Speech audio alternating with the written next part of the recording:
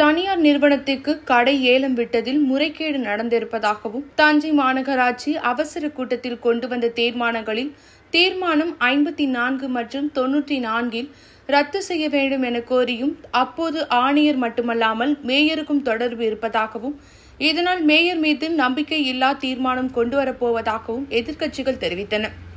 தஞ்சை மாநகராட்சியில் கூட்ட அரங்கில் தஞ்சை மாநகராட்சி அவசர கூட்டம் மேயர் ராமநாதன் தலைமையில் நடைபெற்றது. இந்த கூட்டத்தில் மேயர் சன் ராமநாதன், துணை மேயர் அஞ்சுகம் பூபதி, ஆணையர் மகேஸ்வரி உள்ளிட்ட மாமன்ற உறுப்பினர்கள் கலந்து கொண்டனர். கூட்டத்தில் தீர்மானம் 51 முதல் 100 வரை நிறைவேற்றப்பட்டுள்ளதாகவும் மேயர் தெரிவித்தார். இதற்கு எதிர்ப்பு தெரிவித்த அதிமுக உறுப்பினர்கள் தீர்மானம் எண் 54 மற்றும் 94 நிறைவேற்றக்கூடாது என கோரிக்கை விடுத்தனர்.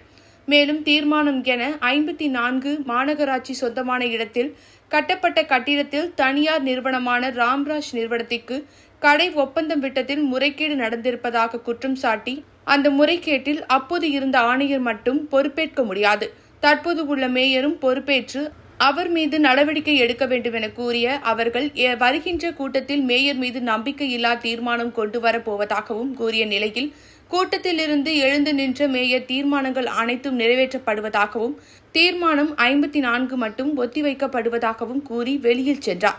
முறையாக விவாதம் நடத்தவில்லை என கூறி எதிர்க்கட்சிகள் வெளிநடப்பு செய்தன.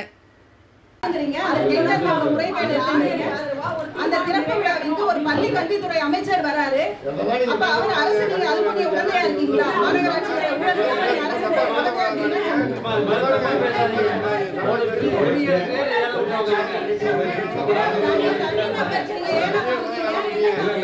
இது அர்ஜென்ட் மீட்டிங், கவுன்சில் மீட்டிங்ல இது வந்து அர்ஜென்ட் மீட்டிங் வைக்கிறதுக்கான அவசியம் என்னங்கிறது தெரியல. அவசியம் என்னன்னா முழு நம்ம எந்த வித வேலையும் கிட்டத்தட்ட விவாதத்துக்கு வைக்கலாம். நீங்க எல்லாத்துக்குமே தீர்மானம் கவுன்சிலர் இருக்கு, கவுன்சிலர் இல்லாம நீங்களே தீர்மானத்தை நிறைவேற்றி போயிடலாமே. காமராஜர் மார்க்கெட்டுக்கு இல்ல காமராஜர் அந்த ராம்ராஜ் காட்டனுக்கு என்ன சொல்ல வரீங்க? நீங்க அது என்ன சொல்ல வரீங்க? தீர்மானத்துல என்ன வந்திருக்குமா? தீர்மானத்துல ரத்து செஞ்சிருக்கீங்கன்னு வந்திருக்கு. இப்ப ரத்து செய்யலன்னு நான் சொல்றேன், சரியா? இந்த தீர்மானம் ரத்து செய்ய முடியாது.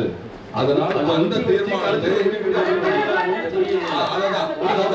இப்போ நான் சொல்றதை நீங்க புரிஞ்சுக்கணும். அந்த தீர்மானத்தை மட்டும் கொண்டு வந்ததை இப்போது தற்காலிகமாக ஒத்தி வைக்கப்படுகிறது என்பதை நான் தெரிவிக்கிறேன். அது தெரியாம இவ்வளவு கோவப்பட வேண்டியது.